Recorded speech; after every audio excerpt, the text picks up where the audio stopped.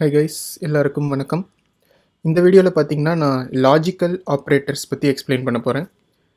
முதல்ல logical operators நம்மளுக்கு எதுக்கு வேணும் அப்படின்னு பார்க்குறதுக்கு நான் ஒரு எக்ஸாம்பிள் கொடுக்குறேன். இப்போ நம்ம இந்த ப்ரோக்ராமில் என்ன பண்ணணும் அப்படின்னு நினைக்கிறோன்னா, ஒரு யூசர் வந்து ஓட் பண்ணுறதுக்கு எலிஜிபிளாக இல்லையா அப்படின்னு நம்ம பிரிண்ட் பண்ண போகிறோம். இப்போ ஓட் பண்ணுறதுக்கு என்ன எலிஜிபிலிட்டி? அவங்களுக்கு மினிமம் 18 இயர்ஸ் ஏஜ் இருக்கணும். அப்புறம் ஓட்டிங் பண்ணுறதுக்கு அவங்க ரெஜிஸ்டர் பண்ணியிருக்கணும். இது ரெண்டும் இருந்தால் தான் அவங்களால ஓட் பண்ண முடியும் இல்லையா? அது வந்து நம்ம இப்போ ப்ரோக்ராமாக எழுத போகிறோம். ஸோ நம்மளுக்கு 2 வேரியபிள் வேணும். ஒன்று வந்து ஏஜ், அதுக்கடுத்து அவங்க ஓட் பண்ணியிருக்காங்க, ஓட்டிங்க்கு ரெஜிஸ்டர் பண்ணிட்டாங்களா இல்லையா அப்படின்னு ஒரு வேரியபிள் வேணும். அதை வந்து நம்ம பூல் அப்படிங்கிற ஒரு டேட்டா டைப்பில் ஸ்டோர் பண்ணிக்கலாம். இப்போ பூல் அப்படின்னா என்னன்னு உங்களுக்கு தெரியலனா, இது வந்து ஷார்ட் ஃபார்ம் ஃபார் பூலியன்.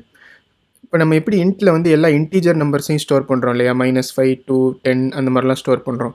அதே மாதிரி பூலியனில் வந்து ட்ரூ ஆர் ஃபால்ஸை மட்டும்தான் நம்மளால் ஸ்டோர் பண்ண முடியும். அந்த 2 வேல்யூ மட்டும்தான் பூலில் ஸ்டோர் பண்ண முடியும். இப்போ அவங்க ஓட் ரெஜிஸ்டர் பண்ணியிருக்காங்களா இல்லையான்றது வந்து எஸ் இல்லாட்டி நோ, அதாவது ட்ரூ ஃபால்ஸ் மட்டும்தானே இருக்கும். அதனால் நம்ம வந்து பூலியன் போட்டு அந்த ஒரு டேட்டா டைப்பில் ஒரு வேரியபிள் வச்சுக்கிறோம்.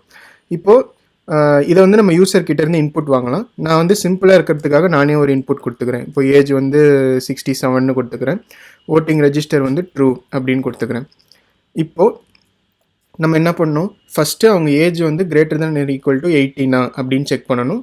அதுக்கு அடுத்து ஓட்டிங்க்கு ரெஜிஸ்டர் பண்ணியிருக்காங்களா இல்லையா அப்படின்னு செக் பண்ணணும். இந்த 2 கண்டிஷனுமே ட்ரூவாக இருந்துச்சு அப்படின்னா அவங்க வந்து ஓட்டிங்க்கு எலிஜிபிள் அப்படின்னு நம்ம பிரிண்ட் பண்ணணும். இல்லாட்டினா நாட் எலிஜிபிள் அப்படின்னு நம்ம பிரிண்ட் பண்ணணும். அதை நம்ம எப்படி எழுதலாம்? ஃபஸ்ட்டு நம்ம இஃப் ஸ்டேட்மெண்ட் போட்டுடலாம். இஃபோட வந்து ஒரு கண்டிஷன். ஸோ நம்ம முதல்ல என்ன செக் பண்ணணும்? ஏஜ் வந்து 18க்கு மேலே இருக்கா அப்படின்னு செக் பண்ணணும். அதுக்கு age greater than or equal to 18 அப்படின்னு நான் போட்டுக்கிறேன். இப்போது இந்த கண்டிஷன் ட்ரூவாக இருந்துச்சுன்னா இந்த இஃப் ஸ்டேட்மெண்ட்குள்ளே வந்துடும். இப்போ நம்ம என்ன பண்ணணும்? அந்த கண்டிஷன் ட்ரூவாக இருந்துச்சுன்னா அடுத்து நம்ம ஓட்டிங்க்கு ரெஜிஸ்டர் பண்ணியிருக்காங்களா இல்லையான்னு செக் பண்ணணும். அதனால் நம்ம மறுபடியும் ஒரு இஃப் ஸ்டேட்மெண்ட் போட்டு இந்த கண்டிஷனில் வந்து நம்ம என்ன கொடுக்கலாம்? ஓட்டிங் ரெஜிஸ்டர்டா அப்படின்னு பார்க்கலாம். அதனால் ஓட்டிங் ரெஜிஸ்டர்ட் ஈக்குவல் டு ட்ரூவா அப்படின்னு நம்ம பார்க்கலாம். இப்போ இந்த கண்டிஷனும் ட்ரூவாக இருந்துச்சு அப்படின்னா நம்ம வந்து அவங்களுக்கு வந்து ஓட்டிங் எலிஜிபிள் அப்படிங்கிறத பிரிண்ட் பண்ணி காமிக்கலாம். So cout eligible to vote அப்படின்னு நான் பிரிண்ட் பண்ணுறேன். சரி, இப்போ இந்த கண்டிஷன் ரெண்டுமே சாட்டிஸ்ஃபை ஆகலை அப்படின்னா அவங்க வந்து நாட் எலிஜிபிள் டு ஓட் இல்லையா? அதனால் நான் இங்கே எல்ஸ் போட்டு cout not eligible to vote அப்படின்னு கொடுத்துக்கிறேன். இப்போ இந்த ப்ரோக்ராமை நான் ரன் பண்ணுறேன். இப்போ நம்ம ஏஜ் என்ன கொடுத்துருக்கோம்? 67ன்னு கொடுத்துருக்கோம். ஓட்டிங்க்கு ரெஜிஸ்டர் பண்ணியாச்சுன்னு கொடுத்துருக்கோம். இதனால என்னது? நம்மளுக்கு வந்து எலிஜிபிள் டு ஓட் அப்படின்னு வரும். அதாவது முதல்ல இந்த கண்டிஷனை செக் பண்ணும்.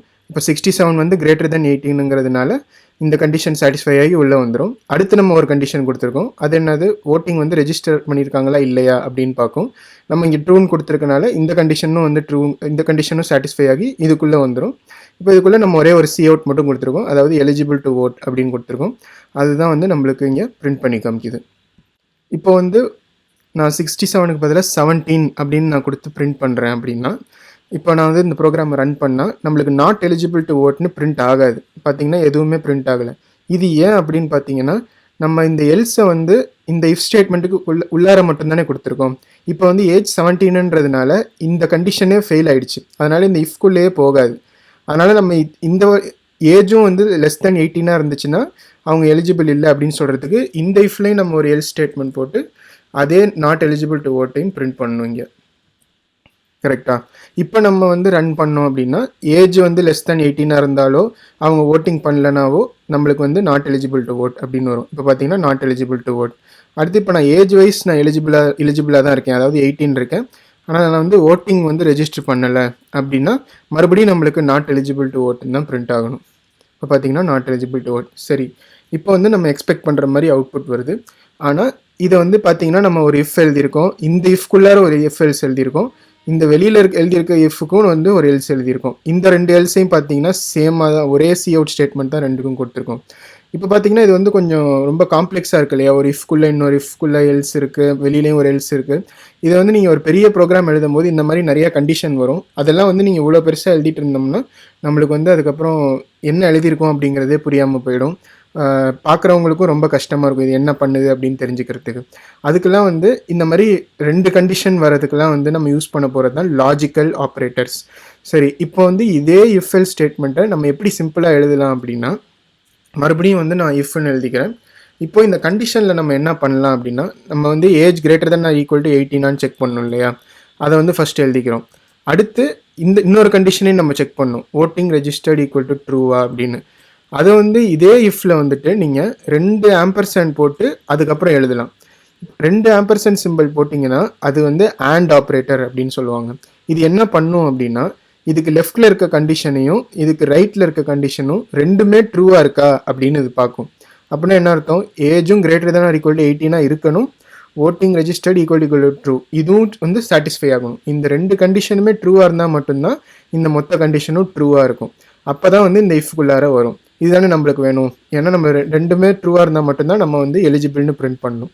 அதனால் இந்த ஸ்டேட்மெண்ட் எழுதிட்டு இப்போ நான் cout eligible to vote அப்படின்னு எழுதுகிறேன். இதை நான் அப்படியே காப்பி பண்ணி இங்கே பேஸ்ட் பண்ணிக்கிறேன். இப்போ இது வந்து இந்த கண்டிஷனில் ஏதாச்சும் ஒரு கண்டிஷன் ஃபால்ஸாக இருந்துச்சுன்னா, அதாவது ஏஜ் வந்து லெஸ் தேன் 18 இருக்கலாம், இல்லாட்டி ஓட்டிங்க்கு ரெஜிஸ்டர் பண்ணாமல் இருக்கலாம். இது ரெண்டில் ஏதாவது ஒன்று வந்து ஃபால்ஸாக வந்துச்சுன்னா இந்த AND ஆப்ரேட்டர் என்ன பண்ணுன்னா இந்த மொத்த கண்டிஷனையும் ஃபால்ஸ் ஆக்கிடும். அதனால் என்ன பண்ணலாம்னா நம்ம ஒரே ஒரு எல்ஸ் மட்டும் இங்கே எழுதி நாட் எலிஜிபிள்னு பிரிண்ட் பண்ணால் போதும். 2 இடத்துல எல்லாம் எழுத வேணாம் நம்ம. இப்போ இந்த இடத்துல வந்து நான் சி அவுட் போட்டுக்கிறேன்.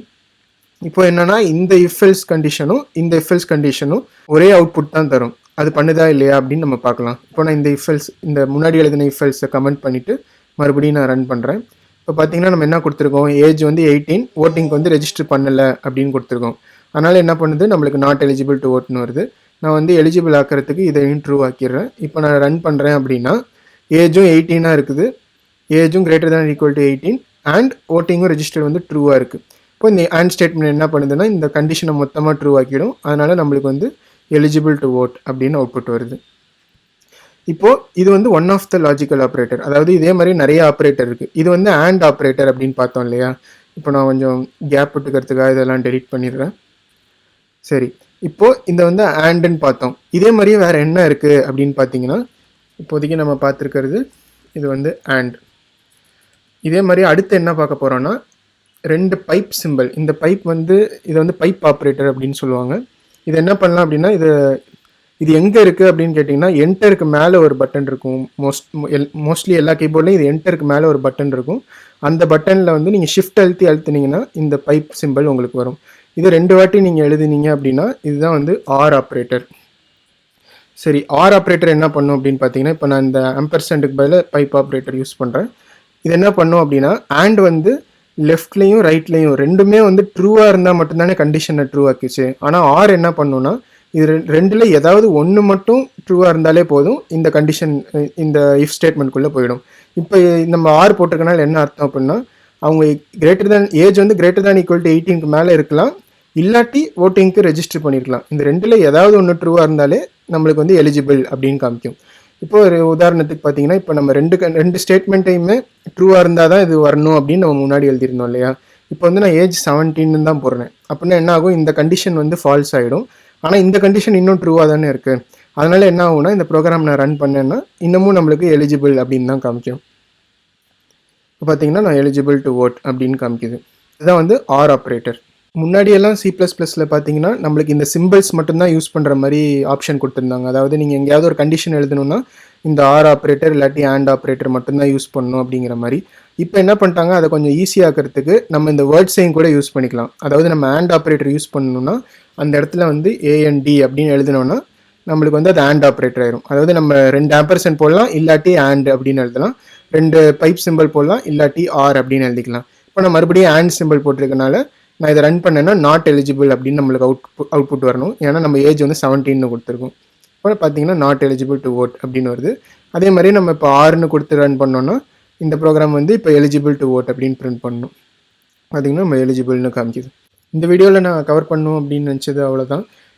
லாஜிக்கல் அண்ட் லாஜிக்கல் ஆர் இந்த 2 ஆப்ரேட்டரையும் பற்றி தான் இன்றைக்கி கவர் பண்ணோம்.